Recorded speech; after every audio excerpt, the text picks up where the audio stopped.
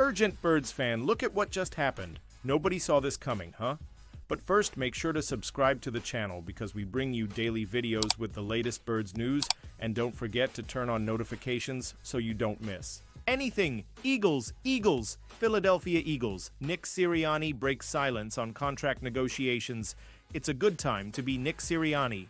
The Philadelphia Eagles head coach is fresh off winning the first Lombardi Trophy of his career in the second Super Bowl appearance in the past 2 years, even one of Sirianni's signature and most successful plays. The tush push won't be banned, at least not this year. For the first time, Sirianni is also up for a new contract at the most opportune time to be entering negotiations with owner Jeffrey Lurie and Howie Roseman. These things will take care of themselves, Sirianni told reporters at the NFL Annual Meeting in Fort Lauderdale. I'm not too concerned about it. I don't really get into contracts with anybody. I'm not going to get into it with this one. It will take care of itself. The Eagles hired Sirianni in January 2021, and through his first 4 seasons has posted a 54-20 record while leading Philadelphia to the postseason each season. Pausing this news just to say that if you want YouTube to keep recommending the latest Eagles Nation news to you, it's very important that you leave a like on this video. Thanks. Now let's get back to the news. Eagles urged to consider former $70 million safety on 1-year contract. The Philadelphia Eagles have parted ways with 2 members of their secondary in the last month, who most teams would die for with safety C. J. Gardner-Johnson and cornerback Darius Slay. Both players were front and center as the Eagles made their run to winning Super Bowl LAX on February 9th with a dominant defensive performance against the Kansas City Chiefs. The reasoning behind letting Slay go to the Pittsburgh Steelers on a 1-year, $10 million free agent contract isn't complicated. The Eagles have arguably the NFL's 2 best young cornerbacks in Quinyon Mitchell and Cooper DeJean. Both were starters as rookies in 2024 and considered foundational players moving forward. With Gardner-Johnson, it's a little more complicated. The Eagles traded him to the Houston Texans via a trade on March 11th, along with a 6th-round pick in the 2026 NFL Draft in exchange for former first-round pick and offensive guard Kenyon Green, and a 2025 5th-round pick. While the Eagles might make a move to add a safety in the 2025 NFL Draft to grow with Mitchell and DeJean and Deej the secondary, so to speak, the Eagles might still consider a veteran safety on a 1-year contract. To provide depth, one player Philadelphia should consider in a washed or not scenario is former Baltimore Ravens safety Marcus Williams, who was designated a post-June 1st release on March 12th. Washed or not. Facts we should consider. Williams has been one of the NFL's biggest free agent disappointments in the last few years, after he signed a 3-year, $70 million contract with the Ravens in March 2022, after spending the first 5 seasons of his career with the New Orleans Saints. When we go to the washed or not debate, the first and maybe only thing to consider with Williams is how injuries have impacted his game and if there's something he can recover from. In his first season with the Ravens in 2022, Williams had 61 tackles, 4 interceptions, 8 pass deflections, and 1 fumble recovery, but missed 7 games with a dislocated wrist.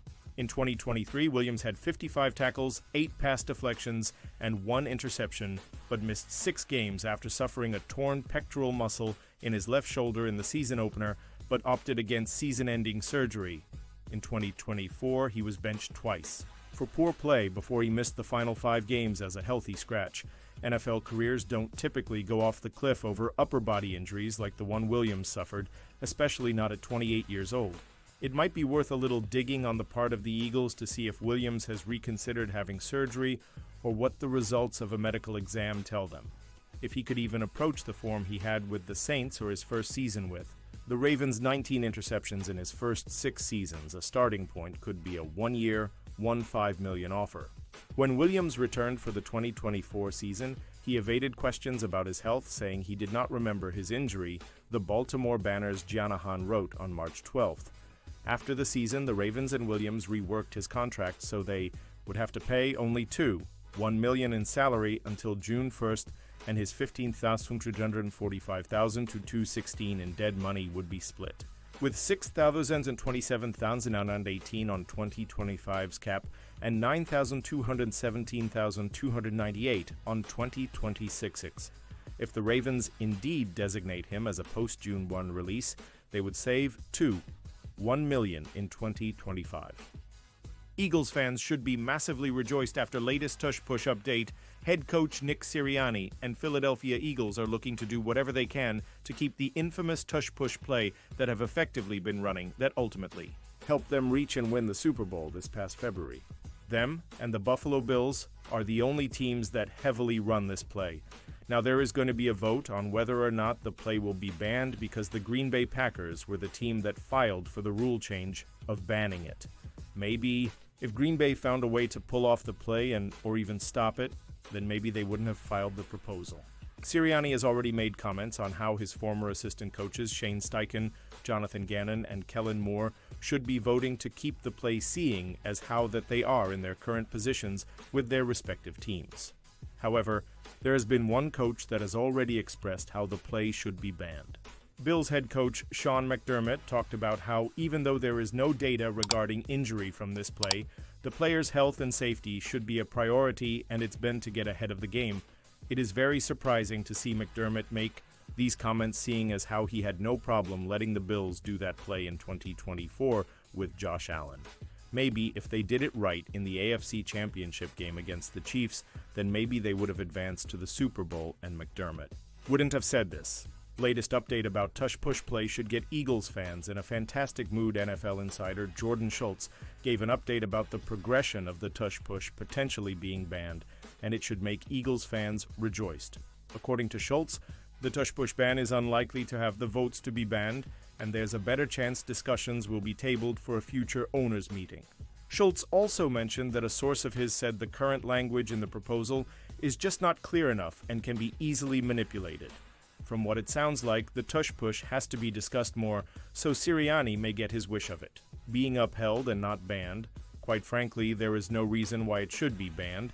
It's not the Eagles' fault that their opponents can't stop it or pull it off themselves. Why would you take away a play from a team just because they are so successful with it? It's up to defensive units to find a way to stop it, and the Eagles shouldn't be punished because other teams can't contain it. Plain and simple. Hopefully this becomes true and that we can see this play being ran again in 2025. And now, Birds fan, I want to hear from you. What's your opinion on this? Drop your thoughts in the comments. I don't know if you know this, but your opinion matters. A lot for Birds. I'll be back any moment with more Eagles. Nation News. Fly, Eagles, fly.